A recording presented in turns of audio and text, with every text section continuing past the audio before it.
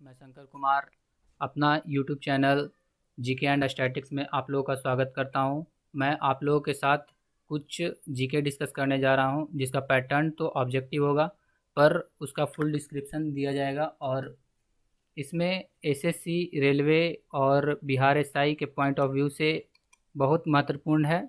देखिए, ये पैटर्न जो है और ऑल कंपटीशन एग्जामिनेशंस का भी रहेगा। और सबसे पहले हम हिस्ट्री को देखेंगे और इसमें भी हम सबसे पहले प्राचीन भारत को देखेंगे। प्राचीन भारत में पहले हम आप लोगों को इंडेक्स बता दे रहे हैं क्या क्या पढ़ने वाले हैं हम लोग।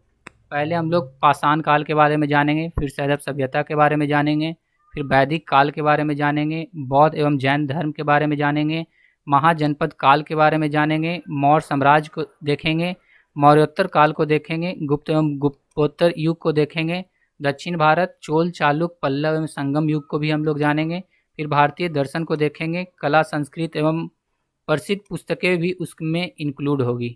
इसके बाद हम लोग मध्यकालीन भारत के बारे में जानेंगे। अब इसमें देख लेते हैं इंडेक्स क्या क्या है और इसमें हम लोग को क्या क्या पढ़ना है।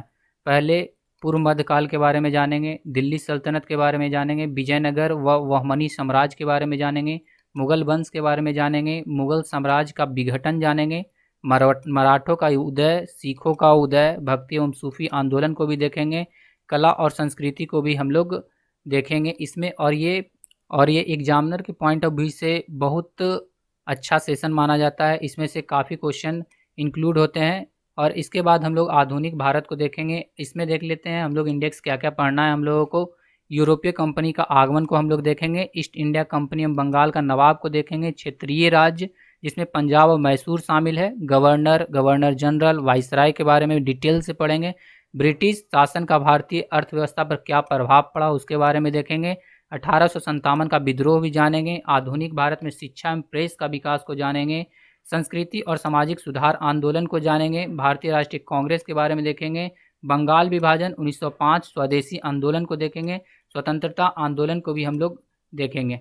चलिए, अब एग्ज़ाम के पॉइंट ऑफ व्यू से सबसे ज़्यादा मध्यकालीन भारत इम्पोर्टेंट्स है। अब हम लोग मध्यकालीन भारत के कुछ क्वेश्चन को डिस्कस करते हैं और पहला क्वेश्चन हम लोग के सामने पेश होने जा रहा है। ये पल्लव वंश का संस्थापक कौन था? इसका आप लोग आंसर जानते हैं कि पल्लव वंश का संस्थापक जो था वो गोपाल था।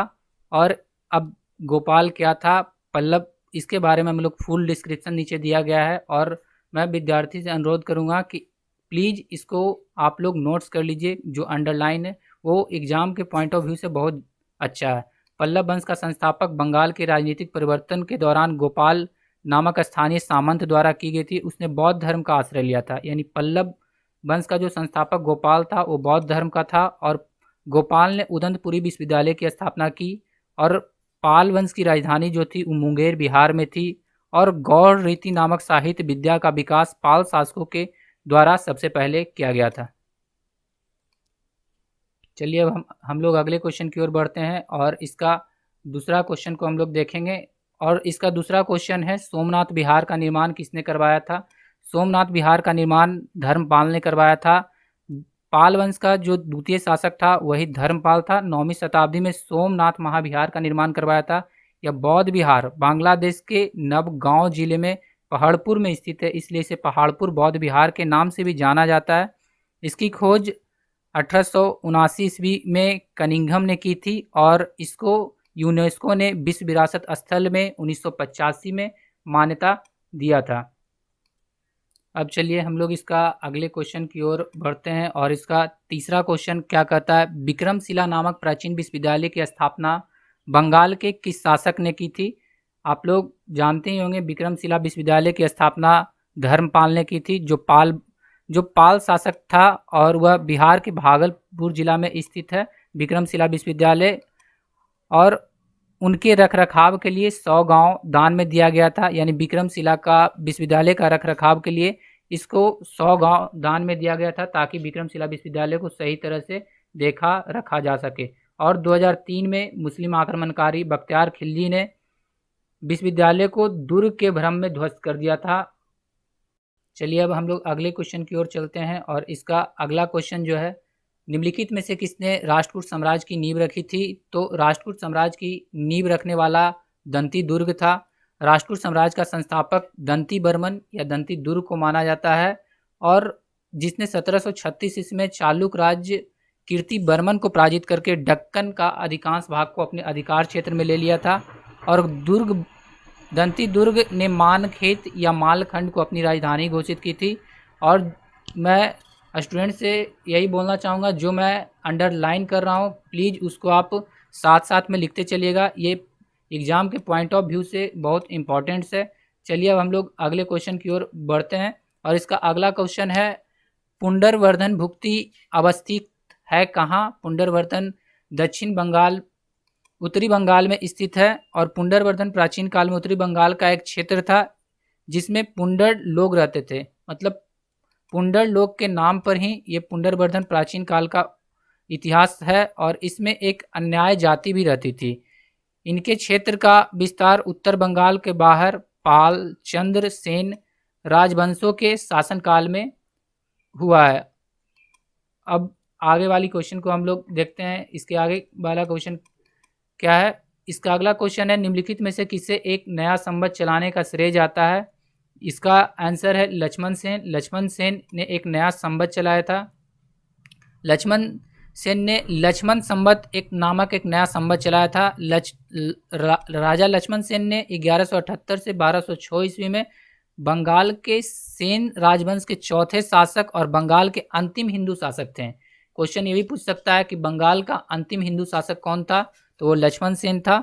लक्ष्मण सेन बल्लाल सेन का पुत्र एवं उत्तराधिकारी था। लक्ष्मण सेन ने बंगाल की राजधानी गौड़ के निकट ही एक अन्य राजधानी लखनऊ थी जिसको लक्ष्मणवती की स्थापना की, और लक्ष्मण सेन वैष्णव धर्म का अनुयायी था।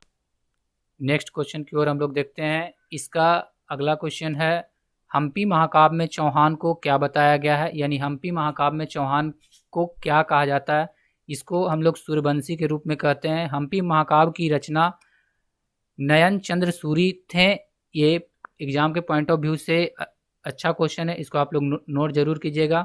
हम्पी महाकाव्य में चौहानों को सूर्यवंशी बताया गया है। यहाँ पर बताया गया है चौहान सूर्य का पुत्र चाहमान के वंशज थे, और इन्होंने उन्हीं के नाम पर अपने वंश का नाम चाहमान या चौहान रखा था। वासुदेव चौहान वंश के संस्थापक थे। यानी हम्पी महाकाव्य का जो चौहान वंश था उसको सूर्यवंशी कहते थे, और सूर्यवंशी का संस्थापक थे वासुदेव चौहान वंश थे। चलिए हम लोग नेक्स्ट क्वेश्चन की ओर बढ़ते हैं, और अगला क्वेश्चन है निम्नलिखित युगों में से कौन सा एक सुमेलित नहीं है? मतलब इसमें से 4 ऑप्शन में से 3 सही है लेकिन एक गलत है, और गलत ऑप्शन जो है वो है अबुल रहम जो है वो हमीर रासो। अबू रहम जो है हमीर रासो की रचना, ये गलत है। हमीर रासो की रचना सांगर देव ने की थी। ये बहुत बढ़िया क्वेश्चन है, इसको आप लोग नोट कीजिएगा। पृथ्वीराज रासो की रचना चंद्रबरदाई ने की थी। आहल खांड की रचना जगनीक ने की थी, एवं बसील देव रासो की रचना नरपथी नाहल्स ने की थी। ये सब पुस्तक एवं लेखक पूछे जाते हैं, और ये एग्जाम पॉइंट ऑफ व्यू से बहुत बहुत इंपॉर्टेंट क्वेश्चन है। आप लोग इस अंडरलाइन की हुई चीज़ों को ज़रूर नोट कीजिएगा। अब हम लोग बढ़ते हैं अगले क्वेश्चन की ओर। अगला क्वेश्चन क्या करता है? अगला क्वेश्चन है भोजशाला मंदिर की अधिष्ठात्री देवी कौन थी? तो इसका आंसर हम लोग जानते हैं। इसका आंसर है भागवती सरस्वती थी। भोजशाला मंदिर की अधिष्ठात्री देवी के नाम से जानी जाती थी। भोजशाला राजा भोज द्वारा निर्मित किया गया था। ये क्वेश्चन भी इम्पोर्टेंट है, और यह संस्कृत अध्ययन का पहले केंद्र था तथा भागवती सरस्वती का मंदिर था। इसी में संस्कृत का अध्ययन किया जाता था, और इसी विद्यालय के अंदर ही एक मंदिर था। यह मंदिर अभी मध्य प्रदेश के धार जिला में है, और 1269 ईस्वी से ही इस्लामी शासक ने अलग अलग समयों में भोजशाला मंदिर पर आक्रमण करते रहे हैं, जिससे हिंदू राजाओं ने विफल कर दिया है। 1305 ईस्वी में अलाउद्दीन खिलजी ने भोजशाला पर आक्रमण कर बाग देवी की प्रतिमा को खंडित कर दिया था तथा भोजशाला के भागों को भी ध्वस्त कर दिया था। वर्तमान में भोजशाला कमाल मौला मस्जिद परिसर में स्थित है। यानी वर्तमान में जो भोजशाला है वो मध्य प्रदेश के धार जिला में है, और वो अभी वो अभी कमाल मौला मस्जिद के नाम से परिसर में जाना जाता है। अब हम लोग बढ़ते हैं अगले क्वेश्चन की ओर, और अगला क्वेश्चन है कल्हन के रजत रंगनी को किसने आगे बढ़ाया था। यानी रजत रंगनी को लिखा था कल्हन, लेकिन इसको जोन राज एवं सीबर ने आगे बढ़ाया था। और रजत रंगनी में कश्मीर के इतिहास का वर्णन है। ये पॉइंट ऑफ व्यू से पूछा जाता है कि रजत रंगनी में किसका वर्णन है, तो कश्मीर के इतिहास का वर्णन है। रजत रंगनी का जो शाब्दिक अर्थ होता है वो राजाओं की नदी होता है।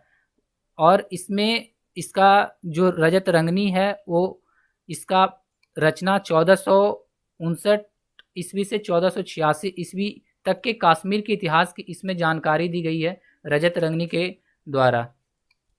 चलिए अब हम लोग अगले क्वेश्चन की ओर देखते हैं। अगला क्वेश्चन क्या कहता है। अगला क्वेश्चन है रजत रंगनी के कलहन के समय शासक कौन था। यानी शासक के बारे में पूछ रहा है, उस समय शासक कौन था। तो उस समय शासक जयसिंह थे। और रजत रंगनी द्वारा रचित यह संस्कृत ग्रंथ थी जिसमें कश्मीर का वर्णन है। और कश्मीर का नाम इसमें बताया गया है कस्पमेरु था, जो ब्राह्मण के पुत्र ऋषि मरीच के पुत्र थे। यह संस्कृत में उपलब्ध रचनाओं के प्रथम महत्वपूर्ण रचना थी।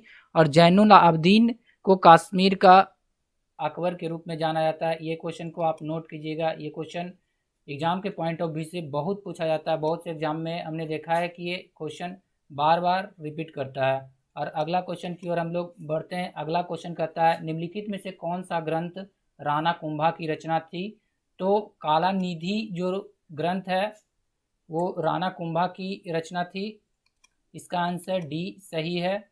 और जो राणा कुंभा थे वो मेवाड़ राणा कुंभा मेवाड़ के थे। और इन्होंने 3 विद्याएं गीता वाद एवं नृत्य के विद्वान थे। और उनकी पुत्री का नाम रामाबाई थी जो संगीत शास्त्र की ज्ञाता थी, जिसे बागीश्वरी उप नाम मिला था। और राणा कुंभा संगीत मीमांस, रसिक प्रिय, संगीत राज, सुधा प्रबंधक, संगीत रत्नाकर, टीका, कामराज, रीतिराज, नृत्य रत्न कोश आदि ग्रंथों की रचना की थी। ये सब है जो राणा कुंभा की रचनाएं हैं। इसको आप लोग जरूर नोट्स कीजिएगा। ये सब अधिकांश एग्जाम में पूछा जाता है और ये क्वेश्चन बार बार रिपीट होकर एग्जाम में आता है। चलिए हम लोग अगले क्वेश्चन की ओर बढ़ते हैं। अगला क्वेश्चन कहता है जेजाक भुक्ति का प्राचीन नाम क्या था। तो जेजाक भुक्ति का प्राचीन नाम बुंदेलखंड था। इसका ऑप्शन नंबर बी सही है। और ये चंदेल अभिलेखों में इसका वर्णन है। यह जेजाक और जेजा नामक से भी प्रसिद्ध है। यानी जेजाक भुक्ति जेजा और प्रसिद्ध है। और इस काल में निर्मित कंदरिया महादेव का मंदिर शैव धर्म द्वारा निर्मित किया गया था। यानी कंदरिया महादेव जो मंदिर है वह शैव धर्म द्वारा बनाया गया था। चतुर्भुज मंदिर जो है वह वैष्णव धर्म से संबंधित है। ये सब आप लिखिएगा जरूर। जो बाद में बुंदेलखंड के नाम से भी जाना जाता है। यानी जेजाक भुक्ति बाद में बुंदेलखंड के नाम से विख्यात हुआ था। अगला क्वेश्चन हम लोग देखेंगे दिल्ली की शहर की स्थापना किसने की थी। दिल्ली की शहर की स्थापना तोमर ने की थी। और दिल्ली की स्थापना तोमर वंश के शासक द्वारा की गई थी। और वर्तमान में दिल्ली की स्थापना दिहिलिका नामक से की गई थी। इन्होंने दिल्ली से पहले राजकोट शहर की स्थापना की थी। इसके उपरांत 7 और शहर बसाए गए थे। इनको यहाँ पर दिया गया है, आप लोग चाहें तो इसे भी नोट्स कर सकते हैं। और हम लोग अगले क्वेश्चन की ओर बढ़ेंगे। और आपका अगला क्वेश्चन यह रहा पृथ्वीराज चौहान ने किससे विवाह किया था। पृथ्वीराज चौहान ने संयोगिता नामक स्त्री से विवाह किया था। पृथ्वीराज चौहान को ही पृथ्वीराज तृतीय कहा जाता है। और यह चौहान वंश का सबसे प्रसिद्ध शासक था। और पृथ्वीराज चौहान का ही उपनाम राज पिथौरा भी है। वह 1178 ईस्वी में दिल्ली की गद्दी पर बैठा था। पृथ्वीराज रासो के अनुसार पृथ्वीराज चौहान ने अपने प्रतिद्वंदी गढ़वाल नरेश जयचंद्र की पुत्री संयोगिता से विवाह किया था। यानी पृथ्वीराज चौहान ने जिससे शादी किया था वह गढ़वाल नरेश राजा जयचंद्र की पुत्री मानी जाती है। चलिए अब हम लोग बढ़ते हैं अगले क्वेश्चन की ओर। और अगला क्वेश्चन देखते हैं क्या कहता है। अगला क्वेश्चन है मध्य एशिया के किस शासक ने 1192 ईस्वी में उत्तर भारत पर विजय प्राप्त किया था। तो इसका आंसर ऑप्शन नंबर सी है। शिहाबुद्दीन मोहम्मद गौरी ने जो थी वो मध्यकालीन में आक्रमण की थी। और 1192 ईस्वी में ही तराइन का दूसरा युद्ध हुआ था जो मध्य एशिया में हुआ था, जिसमें मोहम्मद गौरी विजय हुई थी और पृथ्वीराज चौहान को पराजित की थी। जबकि तराइन का प्रथम युद्ध 1191 ईस्वी में हुआ था, जिसमें मोहम्मद गौरी हारी थी और पृथ्वीराज चौहान विजय हुआ था। और तराइन के दूसरे युद्ध के बाद में ही भारत में तुर्कों का सत्ता स्थापित हो गया। और इसी में एक पूछता है चंदावर का युद्ध, तो हम बता दें चंदावर का युद्ध 1194 में हुआ था। इसको भी आप लोग नोट कर लीजिएगा, 1194 में चंदावर का युद्ध हुआ था, जो काफ़ी एग्जाम के पॉइंट ऑफ व्यू से अच्छा क्वेश्चन है। और ये क्वेश्चन बार बार देखने को मिलता है, खासकर डिफेंस लाइंस के एग्ज़ाम में। आज के लिए इतना ही, और मेरे द्वारा दी गई जानकारी अगर अच्छी लगे तो आप मेरे चैनल को सब्सक्राइब करें और बेल आइकन को दबाना ना भूलें, ताकि मेरे द्वारा दी गई इसी तरह की क्वेश्चन आपके पास सबसे पहले पहुंचे। और ये मेरा पार्ट 1 है, पार्ट 2 इसका मैं बहुत जल्द ही लाऊंगा, और वो इससे भी अच्छे क्वेश्चंस क्वालिटी उसमें होंगे, और जो SSC, railway, banking, all competitions के लिए मोस्ट इम्पॉर्टेंट होंगे।